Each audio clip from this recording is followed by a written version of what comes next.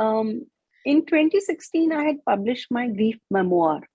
So that was my own story, but then my story is evolving story. And so that story was up till the point when it was published.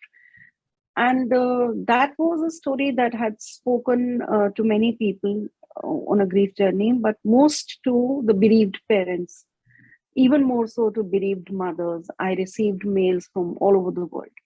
The book was not a commercial success. That was self-published.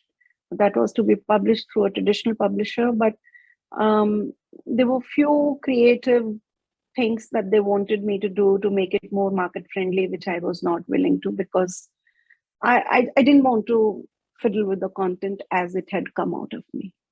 So that was self-published. And but then thereafter, as I was getting deeper into my grief training and my grief practice was also growing, more than my grief practice, I have done a lot of volunteering in the social communal violence space, the victims of the social communal violence, many bereaved people, many people who are left with trauma because of the injuries that they have sustained, and things like that. So grief and trauma counseling, a lot of that is in the volunteering space. So many people had been asking for a self-help kind of a thing, which could become their coach and counselor in times when either they could not afford or they just wanted to be by themselves, but with a little quiet help, So this had been going on. And then in 2019, Appreciative Inquiry Practitioner invited me to lead, edit an issue on the theme grief and growth. They said grief, I suggested grief and growth. And they liked the idea. So that issue, I and my grief mentor, Dr. Robert Niemeyer, we co-edited. And that came out, and we really worked very deeply on that. We picked and commissioned articles. 3-4 articles were not up to the mark, but some were really fabulous. That came out in the month of May 2020, the time when pandemic had exploded on our head. The reviews that it got, the response that it got, because it was so timely, that immediately I started to get calls from some established publishers to do a book in that genre. We're combining grief and growth, because many books focused on post-traumatic growth, many books focused on grief alone. Books which were combining grief and grace were more in the memoir category, but there wasn't any book which was a professional reference book, also a self-help book, which would address both the themes together. And so meanwhile, 3-4 months before that, I had sent my memoir to my publisher, Rupa Publications, because I wanted to republish it as a mainstream thing. As a self-published thing, it was not gaining much traction. So during, when the pandemic started and when that issue was just about to come out, that journal issue, I heard from them and they said, we wish that we had published it in the first place. This is such a beautiful book, but we won't republish it as it is because it's already there. But we would like you to do this book for us on grief.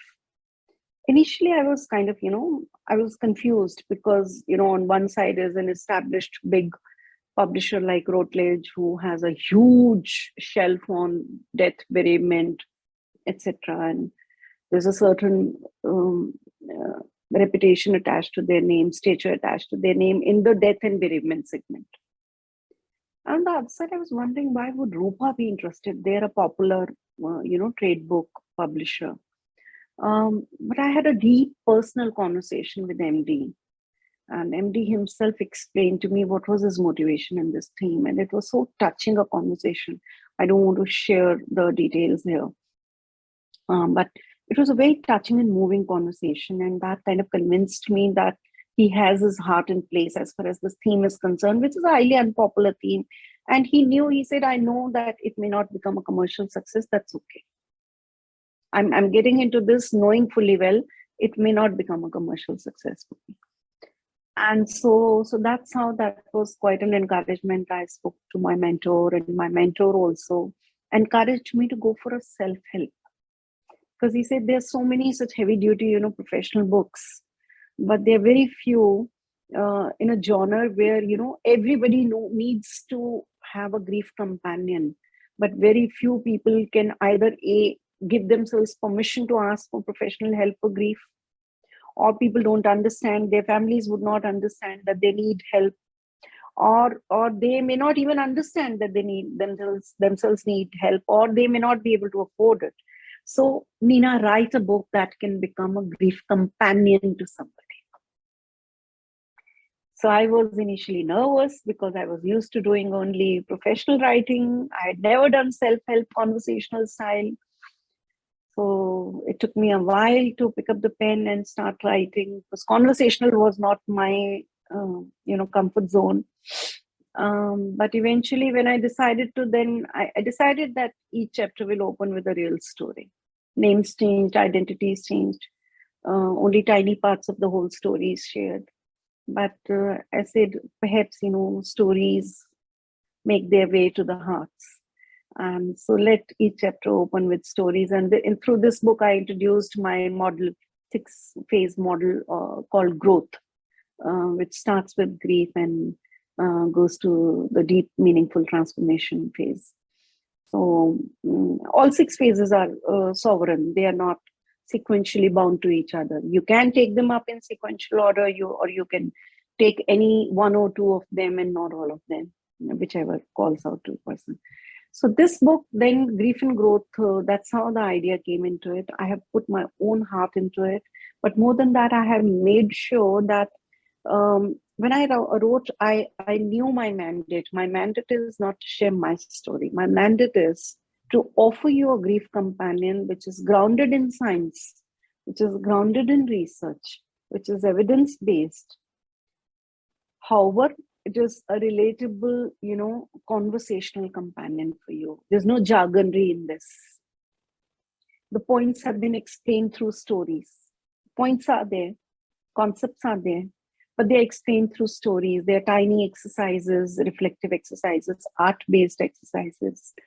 And each chapter ends with a poetic affirmation, where I begin with a tiny affirmation and then I give you a prompt to write your own poetic affirmation. So I've tried to make it something that you would like to pick up maybe at any page, not necessarily in order. Pick up at any page, and I've tried to make it like that. Maybe at each page, something will speak to your heart, even if just a word. And while writing this book, then between me and the senior commissioning editor who was handling this project at the publisher, it came up.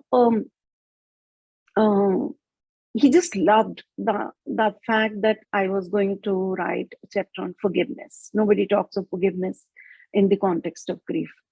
And he said, Neena, why don't you create a separate part for it? And that's how the third part, grace, came up. So grace, the third part, is about, that existential level of engagement with your grief, where forgiveness is an important part. Gratitude, reverence for life, compassion, and saying yes to life no matter what, no matter how. That's what came up. And the book ends with a prayer that I have written, an existential prayer. Wow. Thank you so much. This is so beautiful. This is so beautiful and powerful. I loved it the moment I saw the title itself. And the nice mandala art. Do you have the book with you? Maybe you can Yes, share it. here it is. Yeah. This mandala is, by the way, also my conceptualization, because mandala is the metaphor of the model, the growth model. The growth model is rooted in mandala consciousness, and it is made like a mandala, the model. The 6 phases, they appear like different parts of the mandala consciousness.